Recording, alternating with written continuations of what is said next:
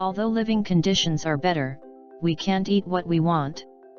The reasonable diet structure advocated at present is 2 high 1 low, high vitamin, high fiber, low fat. Vitamins come mainly from fresh fruits and vegetables. Fiber is found in fruits, vegetables, and whole grains.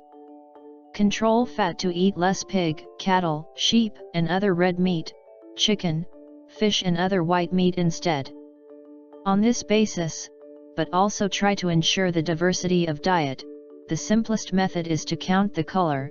A day to eat enough 5-7 colors of food is the best. Also, be careful to limit your intake of energy-dense foods. McDonald's, sugar drinks are typical small but high-calorie food. If you do not pay attention to exercise after eating, easy to cause obesity. Clinical studies show that 33% of cancers occur in obese people. For every inch your waistline increases, your risk of cancer increases more than 8-fold.